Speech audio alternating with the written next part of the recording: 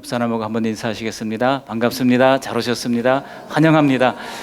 손도 좀 잡아주시고 한번 잡아보세요. 앞에서 청년들이 왜 이렇게 서로 싸웠어요? 감사합니다.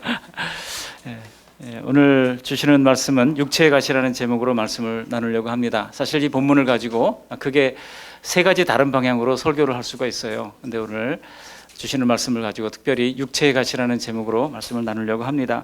여러분, 동남아시아에 가면은 과일의 왕이라는 과일이 있죠. 바로 두리안이라는 과일입니다. 그런데 맛은 천국인데 냄새는 지옥이라고 해서 많은 사람들이 이 호불호가 극명하게 갈리는 과일 중에 하나입니다. 저 위에 계신 우리 선교사님, 옛날에 제가 싱가포르에 있을 때 한번 오셨는데요. 싱가포르에 오셨으니까 반드시 과일은 드시고 가야 합니다라고 오차드 로드에서 멀리 떨어지지 않은 곳에 과일 가게가 있거든요. 그쪽으로 안내를 했는데 이게 무슨 냄새야 하면서 도무지 이건 안 되겠는데 하고 해서 못 드시고 가셨던 적이 있을 정도입니다. 냄새가 지독해요. 근데 한번 입에 넣어서 맛을 보기 시작하면 그때부터 야, 이것이 이렇게 달구나 하는 것을 알게 됩니다. 그런데 여기 과일이 이름이 두리안인 이유가 있습니다. 이 두리라고 하는 말이 바하사 인도네시아 말로 가시라는 뜻이거든요. 안이라고 하는 것은 뒤에 붙는 복수형 어입니다. 그러니까 두리안은 직역을 하면 가시들이에요. 가시들. 왜 그러냐면 이것이 호박 정도 되는 크기의 이 과일인데요. 이 삐죽삐죽한 날카로운 가시들로 덮여 있습니다. 이것을 이제 쪼개면 위에서 5가지로 이렇게 벌어지고요. 양쪽으로 이렇게 이제 알알이 이 두리안 열매가 들어 있죠. 그런데 이것이 익을 무렵에는 수확을 할 때 꼭 이 두리안 수확하는 분들이 머리에 헬멧을 쓰고 수확을 해야 합니다. 왜냐하면 이게 높게 자라는 나무들은 한 60-70m까지 자라는 나무들도 있을 정도로 아주 큰 나무입니다. 거기에 이 가시가 호박만한 가시가만을 위해서 그냥 떨어져서 사람에게 맞는다 그러면 즉사입니다. 실제로 이것을 수확기에 어슬렁거리다가 두리안 나무 밑에서 사고를 당한 그런 예들도 대단히 많습니다. 저는 기회가 되어서 두리안을 먹을 때마다 정말 숙연하게 하는 그런 그 과일이구나 생각을 하게 됩니다. 왜냐하면 우리 이 두리안이 인생의 가시들을 생각나게 하기 때문입니다. 사람들이 사는 모습을 보면 가시가 없는 인생은 단 한 사람도 없는 것 같습니다. 정말 겉으로 볼 때는 평탄하게 살았을 것 같은 사람도 나중에 보면 고백을 하는 것을 보면 나도 가시밭길 인생을 살아왔다라고 고백하지 않습니까?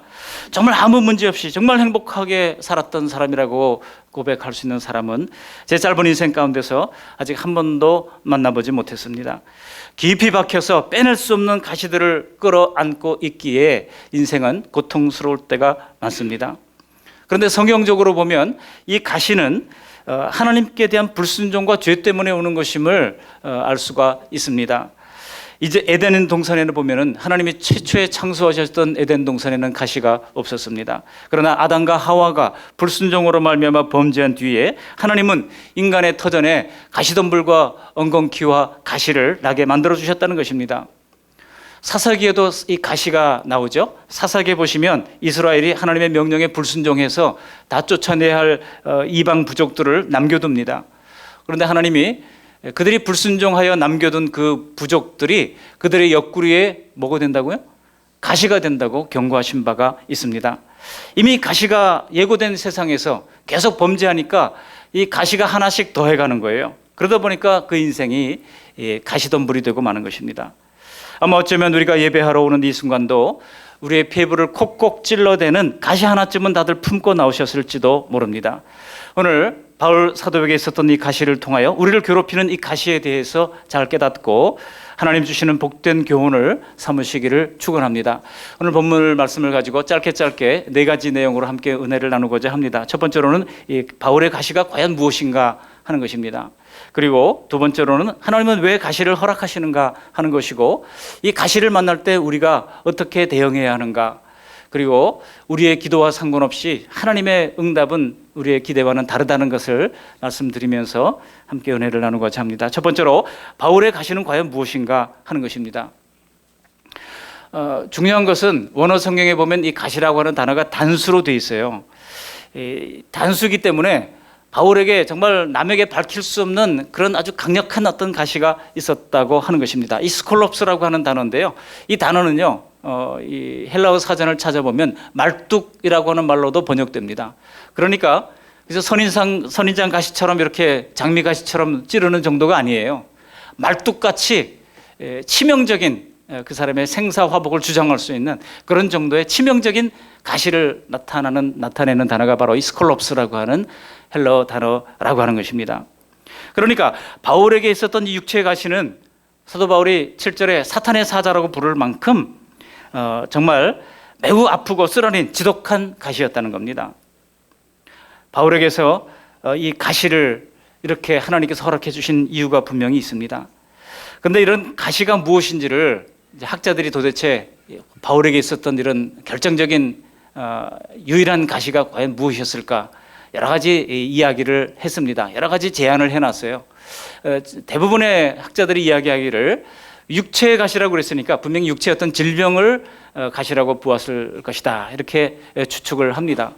실제로 바울에게는 안질 같은 육체 질고가 있었잖아요.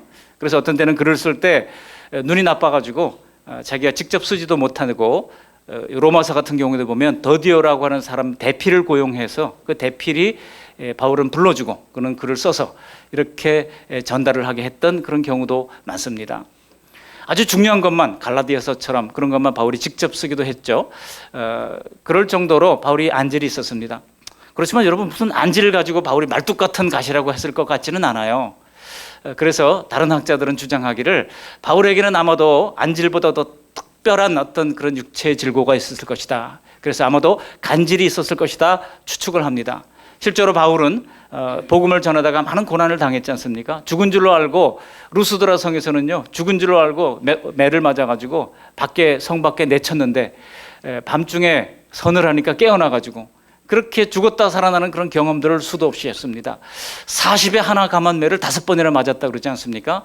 태장으로 맞는데 40대를 때리면 사람이 죽을 수도 있으니까 자비의 매를 하나 빼가지고 40에 하나 감한 매라고 하는 것이 태형 중에서는 아주 극형 중에 하나였습니다.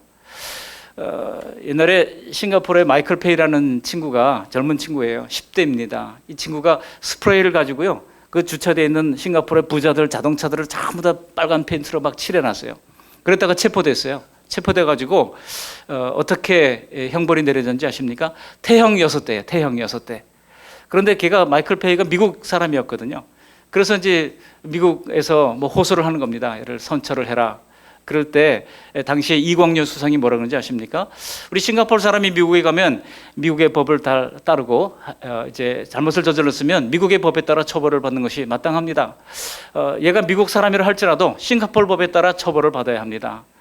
그런데 대통령이 또 전화를 하고 친서를 보내고 막 그랬어요. 감해달라고. 그래서 처음에 6대를 했다가 3대로 감형을 시켜줬습니다. 근데 그 3대라고 하는 것이요, 정말 공개해가지고 엉덩이를 벗겨놓고 거기다가 긴 장대 막대기를 가지고 때리는데 얼마나 아프냐면, 한 대 맞으면 내가 기절을 해요. 한 대 맞고 그다음에 또 치료받고 했다가 나중에 이제 다음 며칠 날 또 한 대 맞으러 오시오, 이런 식이에요. 그러니 얼마나 이게 정말 고통스러운 것이고, 얘가 3대를 다 맞았어요. 여러분, 정말 치욕스러운 그런 순간들이 우리에게는 있을 수 있습니다. 그래서 아마도 바울이 그런 치욕스러운 순간을 당하면서 아마도 그렇게 많이 맞다 보니까 뇌질환이 생겼을 것이다. 그래서 간질 같은 것이 생겼을 것이라고 추측을 하는 것이죠. 뭐 정말 바울이 복음을 증거하다가 간질이 막 도발을 해가지고 이제 거품을 물고 쓰러진다 그러면 정말 난감한 일 아니겠습니까? 또 다른 사람의 견해가 있습니다. 또 다른 사람은 아마도 육체의 이 가시라고 하는 것은 바울을 지속적으로 괴롭혔던 인간의 가시일 것이다라고 하는 겁니다. 바울을 모함했고 바울을 대적했던 사람들이, 수많은 사람들이 있었죠. 사실 오늘 사도 바울이 고린도 후서를 쓰게 된 배경도 그렇습니다. 고린도 교회가, 여러분, 사도 바울이 1년 6개월 동안 그곳에 머물러서 복음을 증거하면서 많은 어려움을 겪으면서 세워나갔던 그런 교회 아닙니까? 그런데 바울이 고린도 지역을 떠나서 마게도냐 지역을 방문하기 위해서 떠났습니다. 마게도냐 지역, 거기는 빌립보 교회, 베레아 교회, 데살로니가 교회가 있었죠. 그 떠나 있는 동안에 예루살렘에서 이 고린도 교회 사역을 하는 사역자들을 사도들이 파송을 한 겁니다. 그래서 사도들의 추천서를 가지고 온 사역자들이 있었다는 거예요. 근데 이 사람들이 말이죠. 이 사람들이 바울 사도를 폄훼하고 바울 사도가 무슨 사도냐? 예수님과 같이 있었느냐? 그것도 아니지 않느냐? 하다못해 우리처럼 베드로 사도한테 받은 그런 야고보 사도한테 받은 그런 추천서 하나로도 있느냐라고 하면서 가짜 사도다라고 하는 그런 말을 했다는 것입니다. 지금 사도 바울이 피땀 흘려 세운 고린도 교회가 큰 위기에 놓인 것입니다. 그러므로 고린도 후서는 이런 배경을 잘 모르면요 이해하기 어려운 부분들이 많습니다. 오늘 말씀도 바울 자신은 예수님이 뽑으신 사도이고 예수님이 뽑으신 이 사역자라고 하는 사실을 변론하는 중에 들어갔던 내용이기 때문입니다. 대적자가 가실 수도 있어요. 또 어떤 학자들은 예를 들어 칼빈 같은 사람은요 이 바울의 가시라고 하는 것은 그가 갖고 있는 죄의 본성을 의미하는 것이다. 죄의 본성의 가시다 이렇게 보았습니다. 실제로 바울은 근본적인 죄성을 다 떨쳐버리지는 못했다는 것입니다. 로마서에서 바울은 자기가 원하는 선은 행하지 아니하고 원치 않는 악을 행한다는 사실에 스스로 비통해하지 않습니까? 로마서 7장 24절에 보시면 그래서 오호라 나는 곤고한 사람이로다. 이 무슨 몸? 사망의 몸에서 누가 나를 건져내랴 그렇게 비통해했다는 것입니다. 여러분 사도 바울은 사실 성공지향적이고 명예를 추구했던 사람입니다. 그런데 예수님을 믿고 모든 것을 다 배설물처럼 여기면서 다 버린 줄 알았는데 어느 순간 주님의 일에서도 그런 인간의 본성이 나오는 것을 보면서 그가 좌절하고 난감했다고 하는 이야기입니다. 정말 끈질긴 죄성을 넘어서 온전히 100% 순수하게 주님만을 생각하며 헌신할 수 있을까요? 이게 이런 이 죄성으로 말미암은 그런 그가 가졌던 가시라고 보는 칼빈 같은 학자도 있습니다. 그런가 하면은 또 다른 학자들은 이야기하기를 바울이 홀로 있었다 보니까 이성에게 끌리는 이성에 대한 그런 약점이 있었을 것이다 그렇게 주장하는 사람도 있습니다.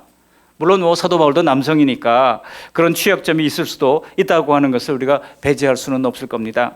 그 외에도 어떤 사람은 사탄의 불화살 공격으로 말미암은 배교에 대한 두려움 이런 것들이 있었을 것이다. 또는 어떤 사람은 얘기하기를 심지어 이미 천국을 보고 온 바울이 천국이 너무 좋으니까 이 세상을 빨리 하직하고 싶은 그런 죽음 충동 같은 것이 육체의 가시였을 것이라고 주장하는 사람들도 있습니다. 가능성은 다 있어요. 그러나 아직도 바울이 말한 육체의 가시가 무엇인지 성경은 속 시원하게 밝히고 있지 않고 학자들 간에도 이런 의견 저런 의견으로 나누어지고 있습니다. 그런데요 제가 생각하기에 바울이 굳이 밝히지 않았다고 그러면 우리도 그 정도 중에 하나겠거니 생각하고 넘어가면 됩니다. 우리에게도 아마 각각의 인생에서 고통스러워하는 우리만의 인생의 가시가 있듯이 우리의 인생의 가시들도 다 이런 범주 가운데 하나 아니겠습니까? 어떤 사람에게는 치료가 힘든 고질적인 질병이 육체에 가신 분들도 있잖아요. 또 어떤 분들은 털어보지 못하고 함께 가야 할 사람들과 갈등하는 수시로 우리 인간관계를 찔러대는 그런 관계의 가시도 있습니다. 그 외에도 쉽게 해결되지 못하는 경제적 가시를 안고 있는 분들도 있습니다. 또 어떤 경우에는 예상대로 풀리지 않는 그 진로 문제로 고민하는 우리 청년들의 가시가 있을 수도 있습니다. 그런가 하면 남에게 말 못할 가정사로 말미암은 고통이 있을 수도 있습니다. 그런가 하면 혼자만 알고 있는 성품의 결함으로 말미암아 내가 겪고 있는 유일한 가시가 다 다르지만 이런 가시에 찔리며 살고 있고 또 나도 모르게 다른 사람들 찌르며 살고 있지 않습니까? 그래서 사는 게 다 힘들 수밖에 없다는 것입니다. 바울의 가시는 한마디로 이렇게 정리할 수가 있습니다. 밝힐 수 없는 나만의 가시, 그것이 바로 사도 바울이 겪었던 육체의 가시였다고 하는 것입니다. 여러분 가시 때문에 얼마나 고생이 많으셨어요? 우리 옆 사람에게 한번 이렇게 위로해 보시기를 바랍니다. 가시 때문에 얼마나 고생이 많으셨어요? 한번 인사해 보시기 바랍니다. 나는 가시가 없습니다 하는 사람 한번 손 들어 보십시오. 나는 가시가 없습니다. 내 인생은 평탄하기 때문에 가시가 전혀 없습니다. 아무도 없잖아요. 그죠? 인생의 모든 가시가 다 있는 것입니다. 그렇다면 두 번째로 왜 하나님은 이런 육체의 가시를 허락해 주시는가 하는 것입니다. 사도 바울은 그 이유를 알고 있었습니다. 그래서 7절에 보시면 이렇게 얘기합니다. 우리 7절 말씀을 함께 읽어보시겠습니다. 7절 여러 계시를 받은 것이 지극히 크므로 너무 자만하지 않게 하시려고 내 육체의 가시 곧 사탄의 사자를 주셨으니 이는 나를 쳐서 너무 자만하지 않게 하려 하심이라. 자만하지 않게 하려 하기 위하여 육체의 가시를 주셨다는 거예요. 두 번이나 반복하고 있죠. 성경에서 반복은요, 강조를 나타내는 용법 중에 하나입니다. 너무 자만하지 않게 하시려고 하나님께서 우리에게 이러한 육체의 가시를 허락해 주신다는 것입니다. 근데 중요한 것은요, 가시하고 교만이 중요한 관계가 있다는 겁니다. 가시가 크면, 교만이 크면 이제 가시가 큰 가시를 주셔서 교만하지 않도록 하신다는 뜻이죠. 오늘 본문은 바로 앞에서 바울은 7장 1절 이하에 보시면요, 천국에 이끌려갔던 그런 신비스러운 경험을 얘기합니다. 어떤 사람이 있는데 천국에 이끌려갔다가 왔다고 하더라 라고 하면서 자기 얘기를 남의 얘기하듯 하면서 지금 천국에 갔다 왔던 경험을 사도 바울이 이야기를 하고 있는 겁니다. 2절에 보세요. 천국에 이끌려간 사람이 있었다 넌지시 얘기하면서, 그러면서 자신이 몸 안에 있었는지 몸 밖에 있었는지 모르지만은 하나님은 아신다, 이런 이야기를 합니다. 이것은 사도 바울이 육체의 상태로 천국에 갔다 왔다고 하는 뉘앙스가 아주 짙게 느껴지는 말씀입니다. 그러니까 소위 신비주의자들이 말하는 입신의 경험과는 차원이 다른 것이라 할 수 있습니다. 천국에 갔다가 오니까 정말 말할 수 없는 기가 막힌 말씀을 내가 들었다는 겁니다. 그런데 그 기가 막힌 말씀이 무엇인지 바울은 끝내 밝히지를 않습니다. 다만 그것으로 인하여 교만해지지 않도록 하나님께서 내게 결정적인 어떤 가시를 허락해 주셨다는 겁니다. 그러니까 지금 바울에게 여전히 교만해지고 교만에 빠질 만한 위험이 있다는 거예요. 여러분, 1세기에 복음을 전 세계로 전파한 그런 대선교사 아닙니까? 이런 대사도요 선교사였던 바울에게도 교만에 빠질 위험이 있었다는 얘기예요. 여러분, 사람의 교만이 그만큼 위험해서 그걸 막으시려고 빼낼 수도 없는 큰 가시를 하나님께서 박아 놓으신다고요. 여러분, 사람의 가장 근원적인 죄의 뿌리가 무엇입니까? 사탄이 어디서 나왔습니까? 하나님이 부르시는 천사가 교만해서 하나님을 떠날 때 사탄이 되지 않았습니까? 교만이 그만큼 위험하다는 거예요. 그런데 바울이야 그렇다 하더라도 우리 같은 평범한 사람들이야 특별한 그런 계시를 받은 것도 아닌데 왜 우리에게도 가시를 주셔야만 합니까? 그거 이상하잖아요. 제가 묵상하는 가운데 하나님께서 깨닫게 해주신 말씀은 바울같이 큰 계시를 받은 사람이나 평범하게 자기 인생 꾸려가기도 힘든 우리들 같은 이 범인들이나 인간의 본질에는 똑같은 정도의 교만이 다 도사리고 있다는 것입니다. 아니던가요? 특히 자만하지 않도록 가시를 주셨다고 하는 말은 가시가 없다면 우리가 즉시 교만해질 수도 있다는 말 아니겠습니까? 그래서 의기양양 내가 내 인생 내 계획대로 산다고 살다가 결국은 망할 수밖에 없는 것이 인생의 모습이라고 하는 것입니다. 그런데 바울 사도는 이 육체의 가시를 특별히 사탄의 사자라고 밝히고 있습니다. 여기 사탄의 사자, 이 사자에 해당하는 말이 앙겔로스라고 하는 단어인데요. 이게 이제 그야말로 대사들 혹은 에인젤, 천사, 사탄이 부리는 천사가 사탄이 대사입니다. 가시는 우리를 자만하지 않게 하는 게 틀림이 없지만은 한편으로는 사탄의 사자이기 때문에 우리는 늘 조심을 해야 합니다. 영어 성경에 보니까 메신저 오브 세이탄으로 되어 있어요. 사탄의 메신저라는 겁니다. 여러분, 메신저가 하는 역할이 뭐예요? 자꾸 메시지를 주는 거예요. 사탄의 사자는 계속해서 우리의 약점에 대고 메시지를 주는 겁니다. 그런데 가시는 분명 우리 안팎에 있는 고난과 약점이지만 나쁜 것만이 이런 가시가 아닙니다. 때로는 내가 잃을까 봐 애착하는 그 모든 것도 가시입니다. 혹은 저것만은 꼭 붙잡아야 되겠다고 집착하는 것도 다 가시가 될 수 있습니다. 사탄이 원하는 것은 바로 그 가시에 대고 계속해서 메시지를 주는 것입니다. 그래서 사랑하는 걸 잃어버릴 것 같은 그런 두려움을 줍니다. 그리고 자신감을 꺾는 그런 부정적인 생각을 줍니다. 그리고 잘못된 죄의 충동을 불러일으키게 합니다. 때로 그것이 우월감에 빠지게 하는 것일 수도 있고 정반대로 잘못된 열등감에 사로잡히게 만들기도 하는 것입니다. 또 세상 것들로 우리를 유혹하기도 합니다. 결국 우리 약점이 되는 안팎의 모든 가시는 다 이 사탄의 관역이 되어서 우리를 고통스럽게 하는 것이 된다고 하는 것입니다. 그렇기 때문에 우리는 우리 인생의 가시에 대해서 잘 알고 평생 잘 다룰 필요가 있는 것입니다. 가시가 다 있고 그렇다면 가시를 우리가 빼내주지 않는다면 우리는 이 가시를 잘 다룰 수 있는 방법을 알아야 한다는 것입니다. 바로 우리에게 교만하지 않게 주시려고 하는 이 가시를 인하여 감사함으로 받을 수 있어야 한다는 것입니다. 그래서 세 번째 대지로 그렇다면 바울이 이 가시를 어떻게 해결하려 했는가를 살펴보고자 합니다. 우리 8절 말씀을 같이 한번 읽어보실까요? 8절, 이것이 내게서 떠나가게 하기 위하여 내가 3번 주께 간구하였더니. 몇 번 간구했다고요? 3번 간구했다는 겁니다. 이건 뭐 단순히 숫자적으로 3번 간구했다는 뜻이라기보다는 그가 그만큼 하나님 앞에 간절히 구했다고 하는 것입니다. 사람들은 안락한 둥지에 가시가 박히면 그것을 빼내기 위해서 안간힘을 쓰지 않습니까?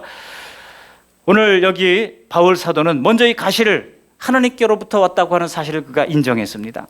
성도들의 삶에 일어나는 모든 문제가 하나님과 무관한 일은 아무것도 없습니다. 그러므로 우리는 그 모든 문제들을 먼저 하나님께로 가져가서 의논할 필요가 있다는 것입니다. 바울 사도 역시 선교 사역에서 당하는 숱한 위기 상황과 고통이 주는 가시에 대해서 기도했습니다. 그리고 성도들에게 기도를 부탁하지 않습니까? 바울의 옥중 서신들을 읽어보십시오. 1장 가운데 보면 다 나를 위해 기도해라, 우리를 위해 기도해라, 기도를 부탁하고 요청하는 것을 볼 수가 있습니다. 그리고 바울 사도도 기도하고 그 기도의 응답으로 말미암아 하나님께 기뻐하고 있는 모습을 보고 있습니다. 우리가 우리의 인생을 뒤돌아보면 힘든 시기들이 다 있었어요. 그렇지만 기도 응답으로 점점이 이어져서 오늘 우리가 이 자리에까지 이르게 된 것 아니던가요? 아비가 자식을 불쌍히 여기듯이 하나님은 가시가 파고드는 고통으로 괴로워하는 성도들을 불쌍히 여기시는 것입니다. 죄는 하나님이 우리의 권고한 형편을 이제 하나님께서 다 아시고 또 우리로 하여금 미끄러지게 하는 것을 이제 하나님께서 다 아시고 우리로 하여금 가시를 통해서 이제 막아주시고 회복시켜 주시고자 하는 장치인 것입니다. 지금도 하나님은 우리를 측은히 여기시고 붙들어 주신다고 저는 확실히 믿습니다. 그래서 때로는 인생 중에 좀 처량한 일, 때로는 좀 서글픈 일을 당한다 할지라도 여러분 절대 걱정하지 마시기를 바랍니다. 자식이 애처로울 때 움직이지 않는 부모가 어디 있습니까? 자식이 빚졌다 그럴 때 해결해 주지 않는 부모가 어디 있겠습니까? 넘어진다 싶으면 하나님은 즉각 움직여 주시는 것입니다. 그렇기 때문에 크고 작은 가시가 괴롭힐 때 이러한 하나님의 응답을 기대하시고 무엇보다 바울이 그랬던 것처럼 간절히 기도하는 우리 모두가 되시기를 축원합니다. 마지막으로 그러나 중요한 것은 가시에 대한 주님의 응답은 우리의 생각과는 차원이 다르다는 것입니다. 예수님은 바울 사도가 원하는 것으로 응답하지 않았어요. 그러나 바울에게 꼭 필요한 것으로 하나님께서 응답해 주신 것입니다. 우리 9절 말씀 같이 한번 읽어보십니다. 9절 나에게 이르시기를 내 은혜가 내게 족하도다. 이는 내 능력이 약한 데서 온전하여 짐이라 하신지라. 그러므로 도리어 크게 기뻐함으로 나의 여러 약한 것들에 대하여 자랑하리니 이는 그리스도의 능력이 내게 머물게 하려 함이라. 여러분 이 9절 말씀은요 바울이 듣고 싶은 응답이 아니었어요. 정말 속 시원하게 가시를 좀 빼주기를 원했지만은 하나님이 하신 말씀이 뭡니까? 내 은혜가 내게 족하다. 예수님의 은혜가 내게 족하다. 그렇게 말씀하신 거예요. 이는 내 능력이, 예수님의 능력이 약한 데서 온전해진다고 말씀하고 있는 것입니다.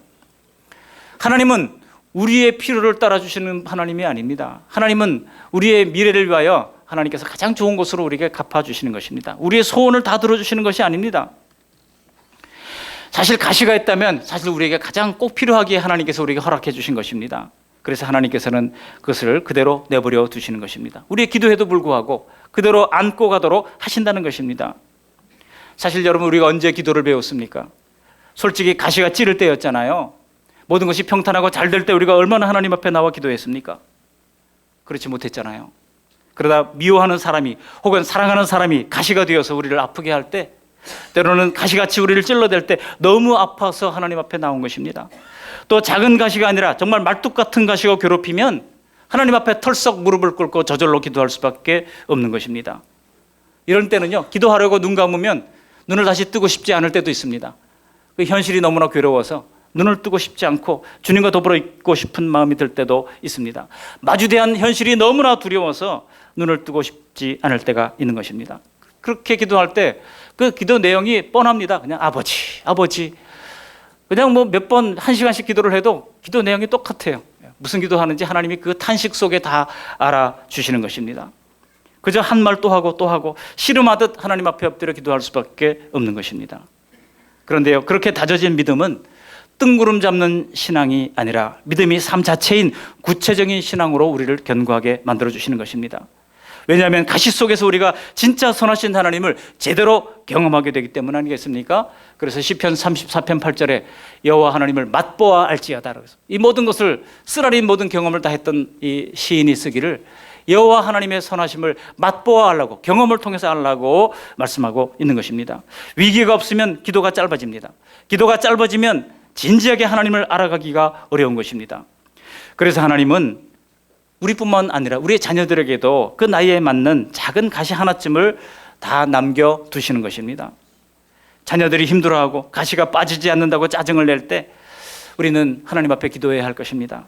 내 자녀의 영의 아버지께서 그 애들의 인생을 다루고 계신다고 믿고 기도하시기를 바랍니다. 잘 견디게 해달라고, 잘 이겨나갈 수 있도록 은혜를 베풀어 달라고. 여러분, 우리 모두는 다 나보다 자식들이 더 잘 되기를 바라지 않습니까?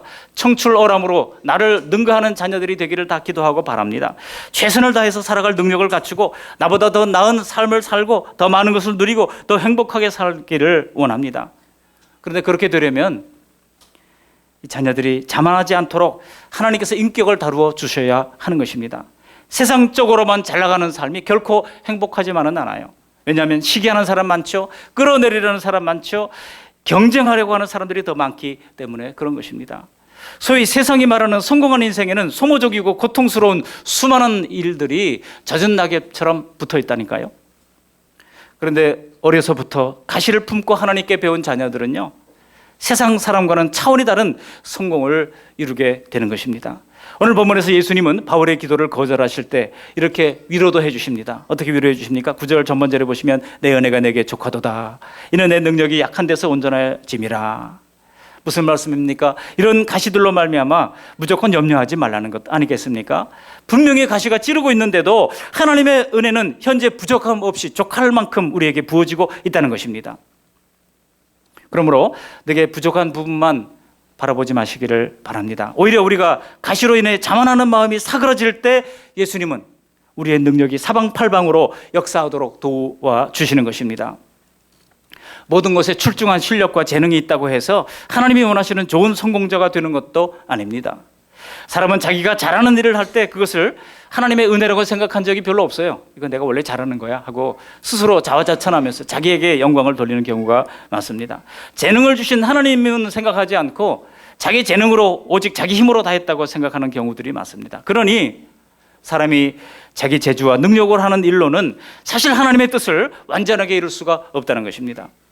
왜냐하면 명분은 하나님의 뜻이라고 포장한다 할지라도 결국 자기 뜻을 이루어가기 때문인 것입니다.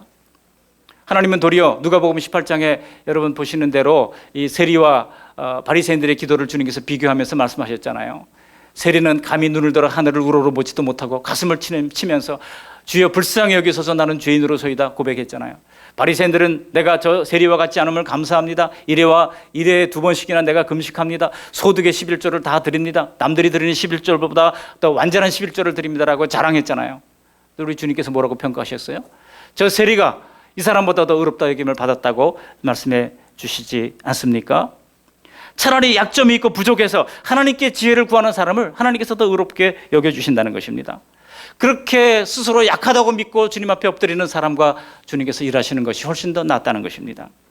그래서 능력이 충만한 사람하고는 하나님께서 어떻게 일하시는지 아세요? 능력이 충만한 사람에게는 그에게 기회를 적게 부여하십니다. 종종 그래요. 그래서 세상의 논리와 완전히 다릅니다. 교회에서는 능력 충만한 사람하고는 기회가 적게 주어집니다. 그래서 그 사람의 교만을 꺾고 그 사람과 오래 더불어 동행하기를 하는 하나님의 방법이라고 할 수가 있는 것입니다. 그렇게 능력 있는 사람에게 자기 재능으로 자기 실력으로 성공하는 것을 막으시는 거에 오히려 하나님의 은혜라고 하는 겁니다. 그래서 능력 있는 성도들이 자만으로 넘어지지 않도록 하나님이 일하신 방법인 것입니다. 오늘 본문에서도 이 사실을 깨달은 바울이 드디어 이렇게 자랑할 수가 있게 된 거예요. 9절 하반절에 뭐라고 그럽니까? 그러므로 도리어 크게 기뻐함으로 나의 여러 약한 것들에 대하여 자랑하리니. 무엇을 자랑한다고요? 약한 것들에 대하여 자랑한대요. 이는 그리스도의 능력이 내게 머물게 하려 함이라. 그리스도의 능력이 내게 머물게 하기 위하여 예수님의 능력이 약한 곳에 머물러 있다고 하는 것을 그가 비로소 깨닫게 되었다는 겁니다. 여기 머물다에 해당하는 헬라어 원어 성경에 보니까 에피스케노오라고 하는 말입니다. 에피라고 하는 말은 인투라고 하는 뭐뭇으로 들어가는 이런 뜻이에요. 그리고 스케노오라고 하는 말은 천막을 치다 이런 뜻을 가지고 있습니다. 그러니까 출애굽기에서 성막이 세워진 뒤에 하나님이 임재가 이스라엘 진영 중에 머물렀을 때 사용된 단어가 바로 이 스케노오라고 하는 단어입니다. 우리가 약해져야만 하나님의 능력이 우리 안에 장막을 치고 머물러 계신다는 뜻입니다. 사실상 여러분 기독교에서 바울을 빼고 기독교를 정리할 수가 있습니까? 바울 한 사람이 하나님의 나라와 하나님의 교회를 위해서 행한 일들이 엄청나기 때문에 도대체 평가가 불가능할 정도입니다. 그러니 이 모든 일들을 바울은 자신의 약함, 자신에게 주신 가시를 통해서 이루었다고 고백할 만큼 하나님께서는 그에게 가시를 통해서 겸손하게 만들어 주신 것입니다. 사랑하는 성도 여러분, 우리에게 있는 어떤 약함이나 결핍이나 가시도 우리를 하나님의 계획하신 복되고 보람있는 인생을 이루는데 장애가 되게 하지 않는 줄 믿습니다. 그러므로 인간적으로는 받아들이고 싶지 않지만 예수님 안에 있다면 오히려 우리가 약한 것이 더 좋은 것입니다. 여러분, 오늘 말씀에 비춰보니 오히려 내게 아무런 가시도 없다면 오히려 그게 더 큰 문제 아닙니까? 인생에 가시가 없는 사람하고 어울려봤자 배울 게 별로 없습니다. 말씀을 정리합니다. 우리는 가시가 자라는 환경이 또 내 안에 가시가 자라는 것에 늘 경계할 필요가 있습니다. 사탄의 사자이기도 하기 때문에. 그러나 내 환경 가운데 가시가 되기 쉬운 취약한 부분이 있음을 우리가 깨닫고 하나님 앞에 바울이 그랬던 것처럼 엎드려 기도하시기를 바랍니다. 또 이런 가시들이 튀어나와서 나에게 상처가 되고 이웃에게 상처가 되고 고통이 되지 않도록 항상 기도하면서 잘 다루어 나갈 수 있기를 바랍니다. 만일 그렇지 않다면 어느새 우리의 삶의 터전은 가시밭길 같은 삶이 될 수밖에 없는 것입니다. 그래서 왜 이렇게 사는 게 힘들지? 왜 이렇게 모두가 나에게만 상처를 주지? 그런 생각으로 점철되게 될 겁니다. 가시가 무성해지지 않도록, 여러분, 가시가 무성해지면은요 절대로 좋은 열매를 맺을 수가 없는 것입니다. 그래서 바울 사도가 이렇게 말하는 거예요. 우리 10절 말씀을 함께 읽어보시겠습니다. 10절. 그러므로 내가 그리스도를 위하여 약한 것들과 능력과 궁핍과 박해와 권고를 기뻐하노니 이는 내가 약한 그때에 강함이라. 약한 그때에 강함이라. 그렇습니다. 내가 세상적으로 이만하면 됐다고 그렇게 생각하는 순간이 영적으로는 가장 약한 상태입니다. 그러니 내가 약하기에 기도하고 예수님의 능력을 힘입는다고 한다면 그때가 오히려 더 강하신 예수님의 능력을 힘입게 되는 진정으로 그리스도인으로서 강한 자가 된다고 하는 것입니다. 이미 하나님 우리에게 많은 강점들을 다 주셨습니다. 그러나 그 강점을 자랑하기보다 도리어 우리 약함을 자랑할 수 있다면 하나님이 우리를 향하신 선하시고 완전하시고 온전하신 뜻을 반드시 이루게 하실 것입니다. 그러므로 이 비밀을 알고 고통의 가시를 품고도 기뻐할 수 있는, 그리하여 위대한 하나님의 역사에 쓰임받았던 바울처럼 우리도 삶의 가시들을 기도로 이겨내면서 각자에게 주어진 사명을 성실하게 이루어가는 복된 성도들 다 되시기를 주님의 이름으로 축원합니다. 아멘. 고마우신 하나님, 우리에게는 누구나 나만의 숨겨진 가시가 있습니다. 하나님, 이것이 질병일 수도 있고 대적자들일 수도 있고 죄성으로 인한 어려움들도 있을 수 있습니다. 배교에 대한 두려움일 수도 있습니다. 하나님, 이러한 이제 가시들을 바로 알게 하시고 하나님이 이 가시를 허락하신 주님의 섭리가 무엇인지를 깨닫게 하셔서 교만을 꺾고 먼저 주님 앞에 간절히 기도하게 하시되 하나님이 필요한 것으로 응답하심을 신뢰하면서 가시가 자라는 것을 경계해야 하시되 하나님 오직 예수님의 능력을 힘입어 가시로 말미암아 도리어 더 기뻐하며 오직 하나님께 감사하는 진실로 복된 인생을 살아갈 수 있도록 은총 베풀어 주시옵소서. 예수님 거룩하신 이름으로 감사하며 기도합니다. 아멘.